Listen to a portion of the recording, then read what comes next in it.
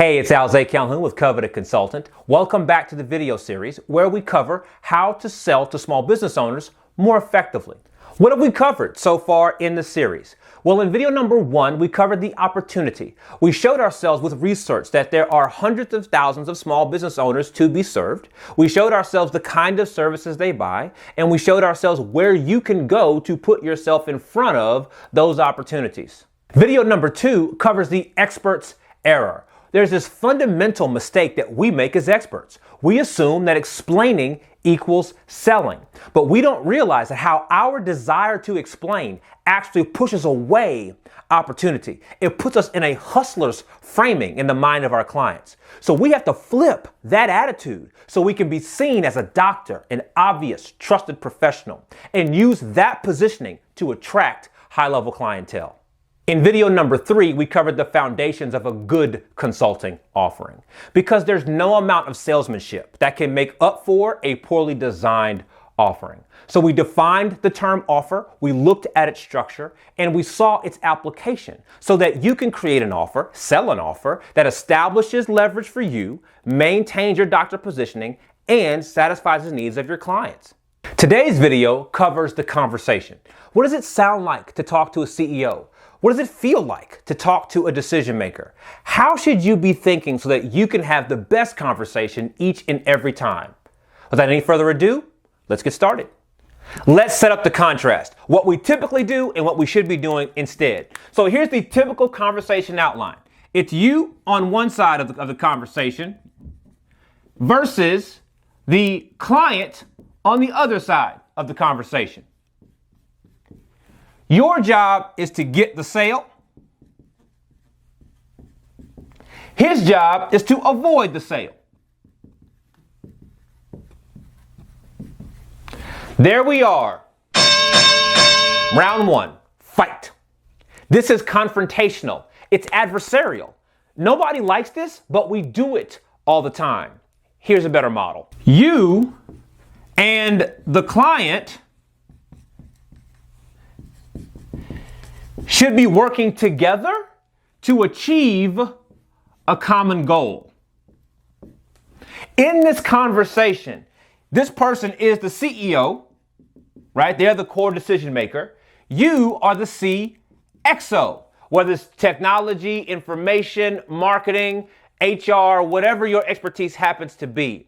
So in this conversation, you should be assuming that you already have the job. You're already doing the work, and that you and the CEO are now working together, thinking together to solve for that difficult thing he's trying to solve for.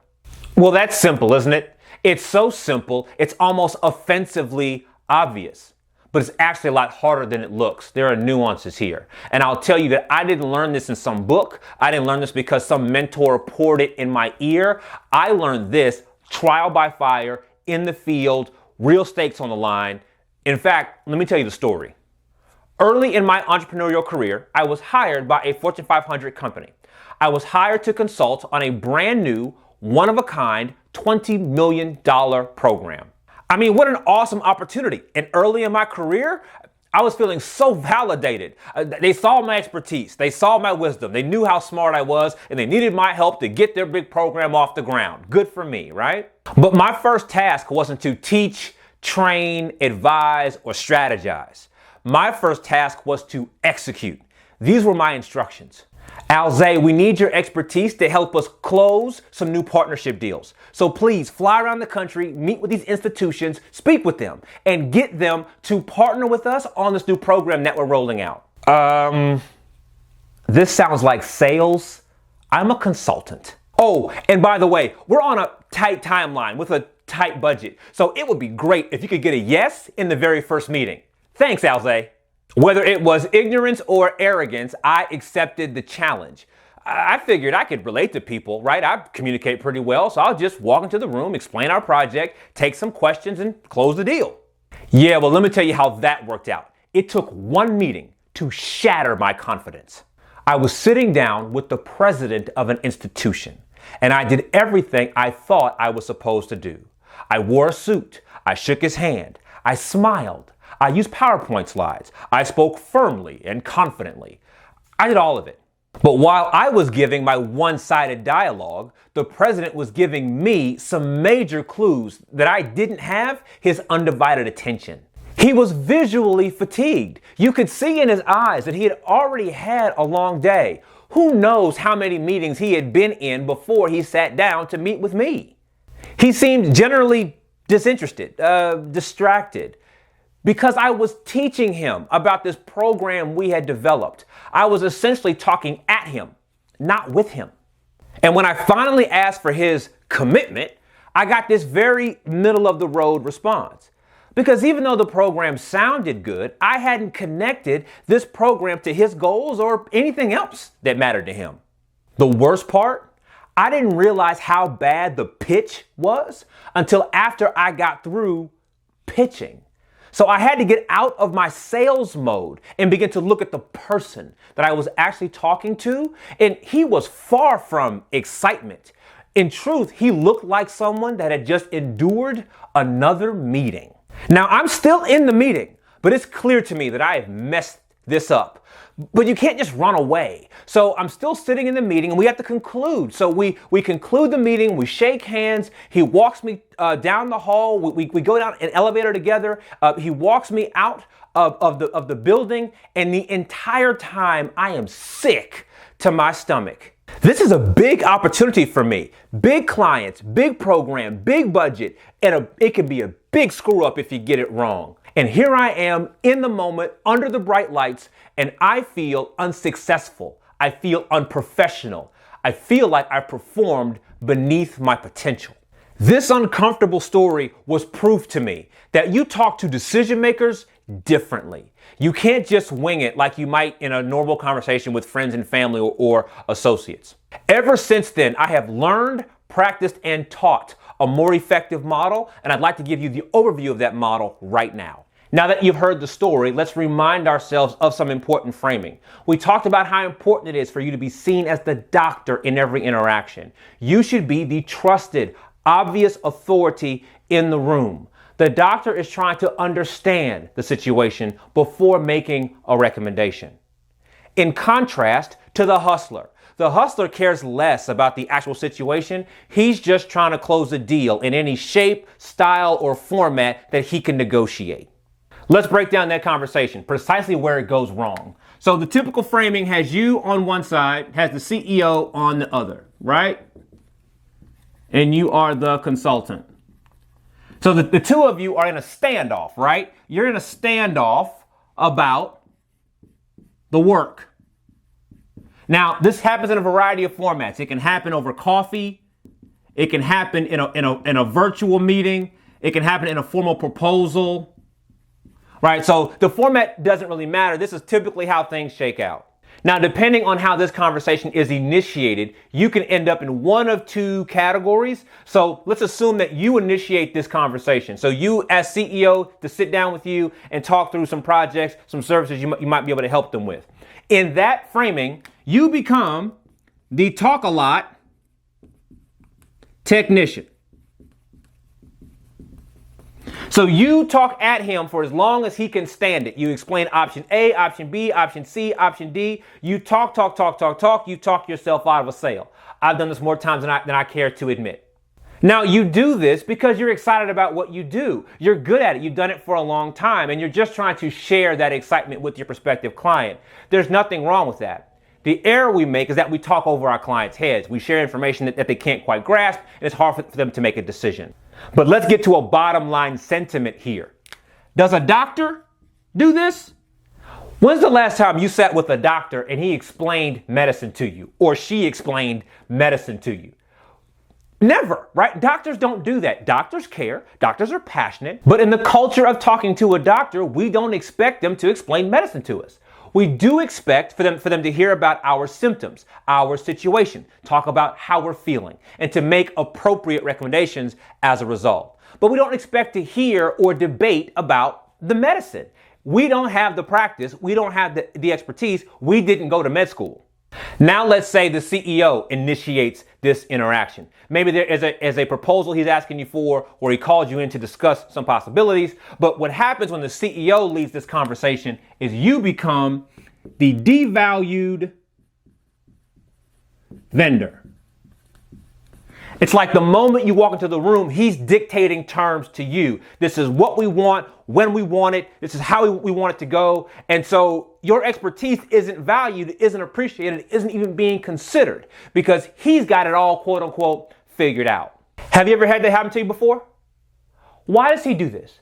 Why do CEOs behave this way? Are they on a power trip? Are they just trying to give you a hard time? Perhaps.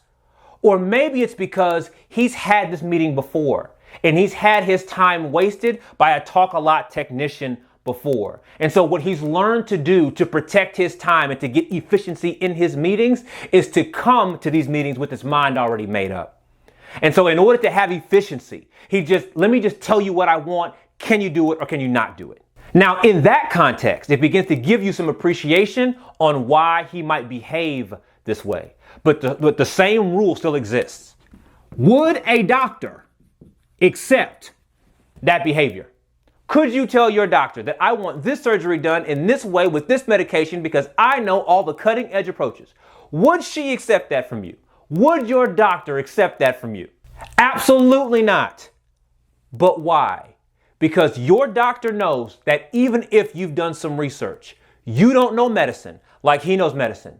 You don't know medicine like she knows medicine.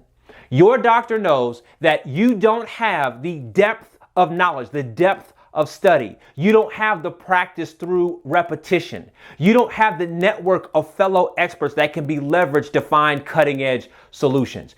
Even if you know a little bit about this, you don't know enough about this to have full command over this piece of work. But here's the worst part of this. As consultants, we're horrible at measuring success of this conversation. The way we measure it is buy or don't buy. So we had this conversation, we end up in this category or this category, and we leave the meeting and we just kind of go, well, did he buy or not? It's a binary metric. It's only a 1 or a 0. Judging this conversation by this buy, don't buy, doesn't give you enough information on whether or not you should have been working together. You need to give yourself a better framing, a better context, a better structure approach for how to have this conversation. Okay. So let's start over. Let's start over here. Now we're going to start where everybody else starts because people swear this is how you have to have this conversation, right? You versus me, and we fight over the work, right? Okay. What I'm saying to you is don't accept this framing, even if everybody around you thinks that's how it's supposed to go.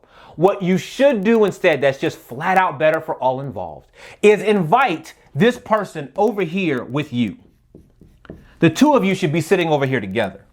So we can erase the verses and we can erase the work. And let's be clear about the goal we're trying to get done together. Let's get clear about what this is. And once we're clear about what that is, then we can discuss which scope of work will help us get to this goal. Now, this is the kind of thing that people see and say, clearly, Alze, obviously it works this way, duh. But there are some new muscles you have to exercise to behave in this fashion. So here's one of the new muscles. In this conversation, it might play out that you do not explain what you do. This conversation is not about you explaining what you do. In fact, you may have the entire conversation and never talk about what you do. That's going to sound weird at first. What we're prioritizing instead of your explanation is an understanding of his expectations. What is he trying to do? What is she trying to do? Because as a doctor, what you know is that if you change the goal, you change the work. So it's really important to understand what the clear expectations are, because if these things, or when they are clarified, then the scope of work can be clarified. So as this conversation comes to a close, you're not trying to force him into a sale. What you're asking for is a decision.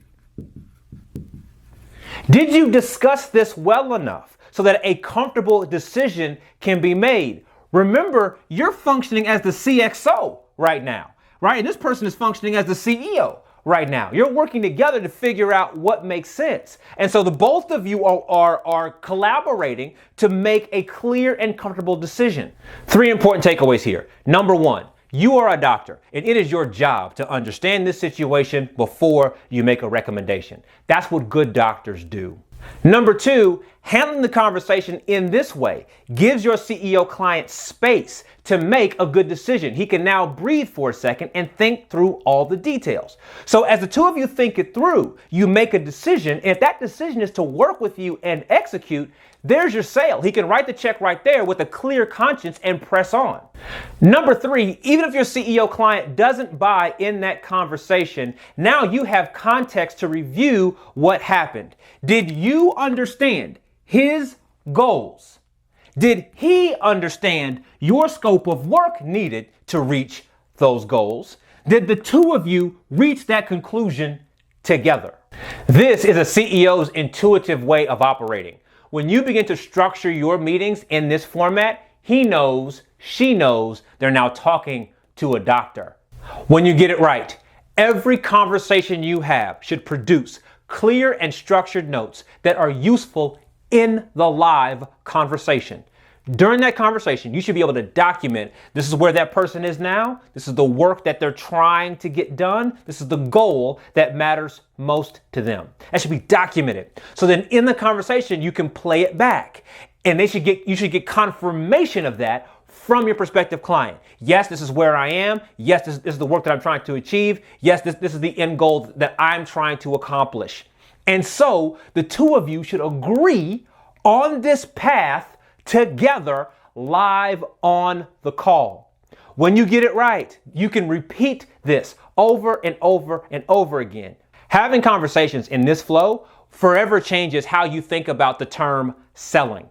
In fact, in my business, I don't use the term sales call. I use the term problem call because I believe that's the core intention, is to understand the problem facing the person you're talking to. I use a simple note-taking structure so that I can document that problem clearly and then offer an appropriate recommendation. That's what doctors do. Well, there you have it. There is video number 4. I really thank you for your time today. Please post in the comments below. What new question should you ask your prospective client? We're learning now that you can change an entire conversation for the better simply by asking better questions. So in your situation, what one question is the new question you should be asking your prospective client?